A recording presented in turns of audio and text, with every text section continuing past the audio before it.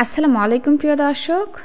বাচ্চাদের খাবার রেসিপির আজকের পর্বে থাকছে বাচ্চাদের জন্য খুবই পুষ্টিকর, স্বাস্থ্যকর ও মজাদার তিনটি আলাদা আলাদা ভিন্ন রকমের ভিন্ন স্বাদের সকালের নাস্তার রেসিপি। দর্শক, বাচ্চারা প্রতিদিন একই ধরনের খাবার খেতে চায় না, তাই প্রয়োজন খাবারে ভিন্নতা আনা। খাবারে ভিন্নতা আনলে বাচ্চারা যেমন মজা করে খাবে, তেমনি ভিন্ন ভিন্ন খাবার থেকে বাচ্চারা ভিন্ন ভিন্ন আলাদা আলাদা পুষ্টিও পেয়ে যাবে। সেই সাথে বাচ্চাদের কিন্তু রুচিটাও ফিরবে। অনেক বাচ্চাই আছে যে খাবার খেতে চায় না, তো তাদেরকে কিন্তু চাইলে এরকমের ভিন্ন ভিন্ন আলাদা আলাদা খাবার সকালে নাস্তায় তৈরি করে খাওয়াতে পারেন।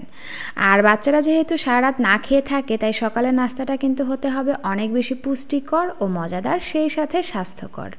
তো এখানে আর কথা না বাড়িয়ে চলে যাচ্ছি প্রথম রেসিপিতে। প্রথমেই আমি এখানে নিয়ে নিলাম বাচ্চার চাহিদা অনুযায়ী পরিমাণ মতন পোলাওর চাল।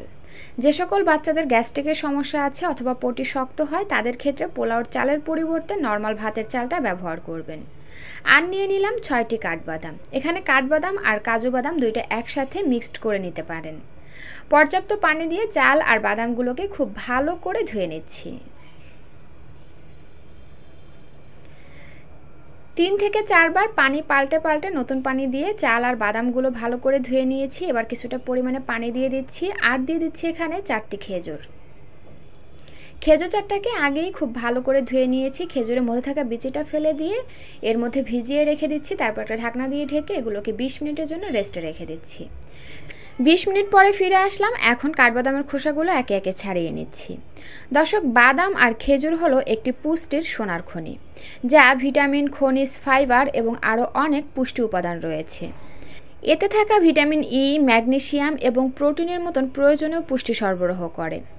হার্ট সুস্থ রাখে। এটি একটি সুষম খাদ্য যা ওজন বৃদ্ধিতে সহায়তা করে, সেই সাথে বাচ্চাদের স্মৃতিশক্তি বাড়াতে সহায়তা করে, অর্থাৎ কিছু শেখা বা মনে রাখার ক্ষমতা বাড়ে। এছাড়াও বাদাম আর খেজুরে অনেক পুষ্টিগুণ ও স্বাস্থ্য উপকারিতা রয়েছে। তো যাই হোক, কাঠবাদামের খোসাগুলো ফেলে দিয়েছি। এবার একটা ব্লেন্ডারে জারে এগুলোকে নিয়ে নিলাম। এবার ব্লেন্ডারে ঢাকনাটি লাগিয়ে এটাকে ব্লেন্ড করে একটা মিহি পেস্ট তৈরি করে নেব। এই যে তৈরি হয়ে গেল আমাদের মিহি পেস্ট। এবার ব্লেন্ডারটা ধুয়ে আমি এর মধ্যে দিয়ে দিচ্ছি পর্যাপ্ত পরিমাণে গরুর দুধ। আমি এখানে প্রায় 1.5 কাপের মতন গরুর দুধ ব্যবহার করেছি। দর্শক, যে সকল বাচ্চারা গরুর দুধ খায় না, অর্থাৎ 1 বছরের নিচের বাচ্চাদের ক্ষেত্রে আপনারা এখানে গরুর দুধের পরিবর্তে নর্মাল বিশুদ্ধ খাবার পানি দিয়ে এই খাবারটি রান্না করবেন। এরপরে খাবারটি ঠান্ডা করে বাচ্চা যদি ফর্মুলা দুধ খায়, তাহলে এখানে পর্যাপ্ত পরিমাণে ফর্মুলা দুধ গুলে বাচ্চার খাওয়ার ধরন মানে ঘনত্ব বুঝে আপনারা এই খাবারটি পাতলা করে নেবেন। আর যদি ফর্মুলা দুধ না খায়, তাহলে পানি দিয়ে রান্না করেই বাচ্চাকে খাবারটি খাওয়াতে পারবেন। তো যাই হোক, রান্নার জন্য চলে আসলাম চুলায়, কিন্তু তার আগে দিয়ে দিচ্ছি 1 চিমটি লবণ। তবে বাচ্চা যদি লবণ চিনি ছাড়া খাবার খেয়ে অভ্যস্ত হয়, তাহলে এখানে লবণ আর চিনিটা বাদ দিয়ে দিবেন। আর গরুর দুধে কিন্তু ন্যাচারাল একটু মিষ্টি রয়েছে, এছাড়া এর মধ্যে খেজুর ব্যবহার করেছি, তাই কিন্তু ন্যাচারালভাবেই খাবারটা অনেকটা মিষ্টি হবে। তো এজন্য আমি এখানে আর কোনো চিনি ব্যবহার করছি না। তবে আপনারা যদি 1 বছরের নিচের বাচ্চাদেরকে খাওয়াতে চান, সেই ক্ষেত্রে লবণটাও স্কিপ করে যাবেন। আর যদি বাচ্চা চিনি ছাড়া খাবার খেতে না চায়, সেই ক্ষেত্রে এখানে তাল মিষ্টি অথবা খেজুরের গুড় ব্যবহার করতে পারেন আপনাদের বাচ্চাদের খাওয়ার ধরন বুঝে। তো যাই হোক, অনবরত নেড়ে চেড়ে আমি এটাকে 4 থেকে 5 মিনিটের মতো রান্না করে নিয়েছি। আর এরই মধ্যে কিন্তু খাবারটি এরকমের ঘনত্বে চলে এসেছে। আমি এই পর্যায়ে আরও একটু পাতলা করে নিব, এজন্য কিছুটা পরিমাণে গরুর দুধ দিয়ে দিচ্ছি। কারণ এই ধরনের খাবার ঠান্ডা হয়ে গেলে কিন্তু আরও কিছুটা ঘন হয়ে যায়, এজন্য আমি কিছুটা পরিমাণে গরুর দুধ দিয়ে বাচ্চার পছন্দ অনুযায়ী খাবারটি পাতলা করে নিয়েছি। আর এই তো এখন আমি এরকমই লিকুইড অবস্থায় চুলা থেকে নামিয়ে নিচ্ছি, কারণ এটা ঠান্ডা হয়ে গেলে আরও কিছুটা ঘন হয়ে আসবে। আপনারা আপনাদের বাচ্চাদেরকে যেমন পাতলা বা ঘন খাইয়ে অভ্যস্ত, সেভাবেই চুলা থেকে নামিয়ে নেবেন। আর এই তো তৈরি হয়ে গেল বাচ্চাদের জন্য অনেক বেশি পুষ্টিকর, স্বাস্থ্যকর ও মজাদার একটি পুষ্টির প্যাকেজ। এই একটি খাবার থেকে কিন্তু বাচ্চা অনেকগুলো খাবারের পুষ্টি উপাদান একসাথে পেয়ে যাবে। সরাসরি চলে আসলাম চুলায় একটা প্যান দিয়ে তার মধ্যে দিয়ে দিলাম এইটুকু পরিমাণে চিকেন। এখানে মুরগির যে বুকের অংশটা রয়েছে সেটা নিয়েছি। এরপরে এর মধ্যে দিয়ে দিচ্ছি পরিমাণ অনুযায়ী লবণ, আর দিয়ে দিচ্ছি এইটুকু পরিমাণে গোলমরিচের গুঁড়া। গোলমরিচের পরিমাণটা আসলে বাচ্চারা কেমন ঝাল খেতে পারে সেটার উপর নির্ভর করবে। আর দিয়ে দিচ্ছি এইটুকু পরিমাণে আদা এবং রসুন পেস্ট। এবার 2 কাপ পানি দিয়ে দিচ্ছি মুরগির মাংসটা সিদ্ধ হওয়ার জন্য।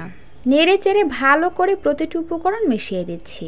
তারপরে চুলার আঁচ মিডিয়াম আঁচে রেখে একটা ঢাকনা দিয়ে ঢেকে মাংসটাকে 20 থেকে 25 মিনিটের মতন জাল করে সিদ্ধ করে নিচ্ছি। ফিরে আসলাম 20 মিনিট পর, আর এরই মধ্যে কিন্তু মুরগির মাংসটা খুব ভালো করে সিদ্ধ হয়ে গেছে। এখন এই চিকেন স্টকের মধ্যে থেকে মুরগির মাংসটা তুলে নিব, তারপরে খুব ভালো করে ঠান্ডা করে নিব। এজন্য একটা সাইডে রেখে দিচ্ছি। চিকেন স্টকটা অন্য একটা পাত্রে ঢেলে নিয়ে একই পাত্রে নুডলসগুলোকে সিদ্ধ করে নিচ্ছি। এখানে আমি বাচ্চার চাহিদা অনুযায়ী পরিমাণ মতো নুডলস নিয়েছি আর নুডলসগুলোকে একটু ভেঙে দিয়েছি। এবার নুডলসগুলোকে 1.5 থেকে 2 মিনিট রান্না করে 50 থেকে 60% মতন সিদ্ধ করে নেব। সিদ্ধ হয়ে আসার পরে আমি এরকম একটা চালনির সাহায্যে নুডলসের মধ্যে থাকা এক্সট্রা পানি ভালো করে ঝরিয়ে নেব। তারপরে নর্মাল পানি দিয়ে নুডলসগুলোকে খুব ভালো করে ধুয়ে নেব। দর্শক, নুডলস সিদ্ধ করে ভালো করে ধুয়ে নেওয়া কিন্তু খুবই প্রয়োজন। তার কারণ হচ্ছে নুডলস প্যাকেটজাত বা অনেক দিন পর্যন্ত সংরক্ষণ করার জন্য এর মধ্যে প্রিজারভেটিভ বা কেমিক্যাল ব্যবহার করা হয়, যেটা আমাদের বাচ্চাদের স্বাস্থ্যের জন্য ক্ষতিকারক। তাই সিদ্ধ করে ভালো করে ধুয়ে নিলে সেটা অনেকটা চলে যায়, যেটা আমাদের বাচ্চাদের জন্য নিরাপদ হয়ে যায়। তো যাই হোক, এই যে দেখুন আমি পানি দিয়ে কিন্তু খুব ভালো করে ধুয়ে নিয়েছি। তো যাই হোক, এই যে দেখুন এদিকে মাংসটাও কিন্তু খুব ভালো করে ঠান্ডা হয়ে গেছে, আর আমি এরকমের হাত দিয়ে এটাকে এরকম গুঁড়া গুঁড়া করে নিয়েছি। আপনার বাচ্চা যদি গিলে খেতে অভ্যস্ত হয় তাহলে এভাবে হাত দিয়ে চেপে এটাকে গুঁড়া করে নেবেন, আর যদি চিবিয়ে খেতে পারে তাহলে এরকমের বড় বড় করে ছিঁড়ে নেবেন। এই যে আমি যেভাবে নিচ্ছি ঠিক এভাবে করে। আর যদি গিলে খেতে চায় তাহলে একদম গুঁড়া করে নেবেন। তো যাই হোক, এই যে চিকেন স্টকটা রয়েছে তার মধ্যে আমরা চিকেনগুলো দিয়ে দিলাম এবং দিয়ে দিচ্ছি নুডলসগুলো। তারপরে খুবই সামান্য পরিমাণে তেল দিয়ে দিলাম। এখানে তেলের পরিবর্তে ঘি অথবা বাটারও ব্যবহার করতে পারবেন। নেড়েচেড়ে ভালো করে মিশিয়ে নিয়ে 1 চিমটি হলুদ গুঁড়া দিয়ে দিচ্ছি সুন্দর একটা কালারের জন্য। আবারও নেড়েচেড়ে ভালো করে মিশিয়ে নিচ্ছি। ঢাকনা দিয়ে ঢেকে চুলার আঁচ মিডিয়াম আঁচে রেখে এগুলোকে আমি আরও 2 থেকে 3 মিনিটের মতন রান্না করে নিচ্ছি। ফিরে আসলাম 3 মিনিট পর, আর এরই মধ্যে কিন্তু নুডলসটা একদম ভালো করে সিদ্ধ হয়ে গেছে। এখন এই নুডলসের ঘনত্ব বাড়ানোর জন্য, অর্থাৎ আমি একটু নুডলসটাকে সুপি স্টাইলে রান্না করতে চাচ্ছি, এজন্য আমি 1 টেবিল চামচের মতন ময়দা নিয়েছি। পরিমাণ অনুযায়ী পানি দিয়ে ময়দাটা খুব ভালো করে গুলে নিচ্ছি। এখানে ময়দার পরিবর্তে আপনারা আটা, চালের গুঁড়া অথবা কর্নফ্লাওয়ার ব্যবহার করতে পারেন, তবে বাচ্চাদের খাবারে কর্নফ্লাওয়ার ব্যবহার না করাই ভালো। তো যাই হোক, এই যে দেখুন আমি খুব ভালো করে গুলে নিয়েছি। তারপর এর মধ্যে দিয়ে সাথে সাথে নেড়েচেড়ে ভালো করে মিশিয়ে নিচ্ছি। সাথে সাথে নেড়েচেড়ে মিশিয়ে না দিলে কিন্তু ময়দাটা দলা পেকে যাবে। আর আমি আবারও বলছি, এখানে কিন্তু ময়দার পরিবর্তে আটা অথবা চালের গুঁড়া, যেটা আপনাদের হাতের কাছে থাকবে সেটাই ব্যবহার করতে পারবেন, অথবা চাইলে কিন্তু আপনারা কর্নফ্লাওয়ারও ব্যবহার করতে পারবেন যদি আপনারা চান। তো যাই হোক, নুডলসের টেস্ট এবং ফ্লেভার বাড়ানোর জন্য আমি এই পর্যায়ে দিয়ে দিচ্ছি ঘরে তৈরি স্বাস্থ্যকর উপায়ে নুডলসের মশলা। তারপরে ভালো করে নেড়েচেড়ে প্রতিটি উপকরণ মিশিয়ে নিয়েই চুলা থেকে নামিয়ে নিব। আর এরকমের ঘনত্বে চুলা থেকে নামিয়ে নিব, কারণ এটা ঠান্ডা হয়ে গেলে কিন্তু আরও কিছুটা ঘন হয়ে আসবে।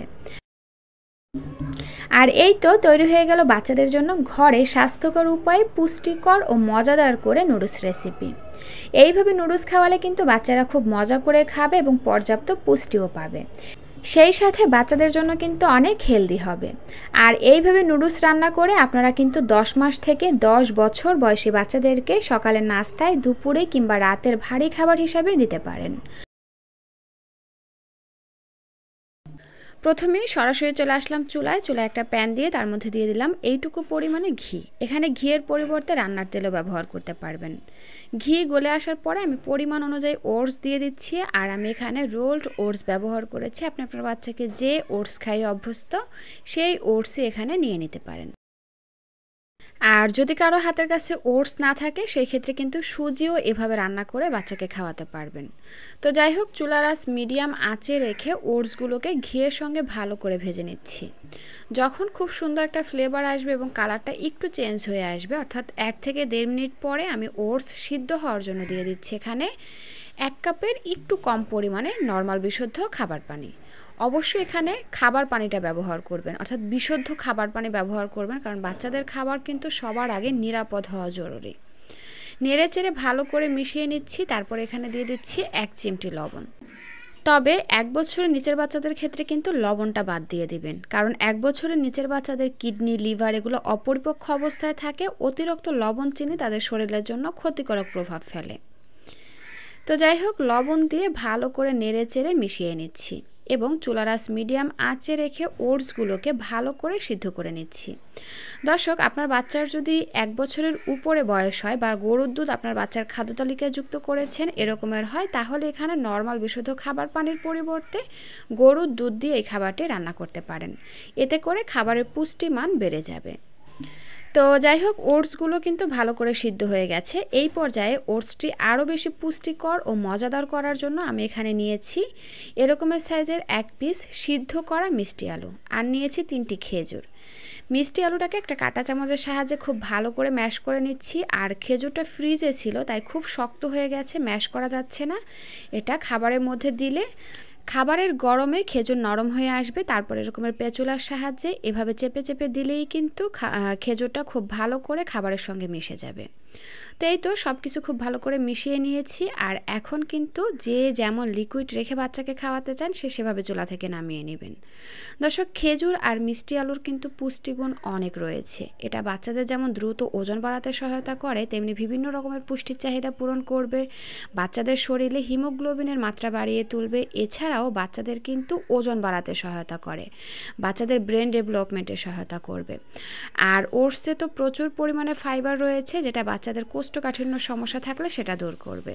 তো যাই হোক, নেড়েচেড়ে ভালো করে মিশিয়ে নিয়েছি। আর এখন আমি এরকমের লিকুইড অবস্থায় নামিয়ে নিচ্ছি, কারণ এটা ঠান্ডা হয়ে গেলে কিন্তু আরও কিছুটা ঘন হয়ে আসবে। আর এই তো এখন কিন্তু বাচ্চাকে খাওয়ানোর জন্য একদম রেডি। 1 বছরের নিচের বাচ্চারা যদি ফর্মুলা দুধ খায় তাহলে কিন্তু আপনারা এখানে কিছুটা পরিমাণে ফর্মুলা দুধ যুক্ত করে নরম করে বাচ্চাকে খাওয়াতে পারেন। তো দর্শক, এই ছিল আমার আজকের আয়োজন। ভিডিওটি ভালো লাগলে প্লিজ একটি লাইক দিবেন এবং যাওয়ার আগে সুন্দর একটা কমেন্ট করে যাবেন। আর এরকমের নতুন নতুন পুষ্টিকর খাবার রেসিপি পেতে আমার চ্যানেলটি সাবস্ক্রাইব করে বন্ধু হয়ে পাশে থাকবেন। এতক্ষণ সাথে থাকার জন্য অসংখ্য ধন্যবাদ জানিয়ে আজকের ভিডিওটি এখানেই শেষ করছি। আল্লাহ হাফেজ।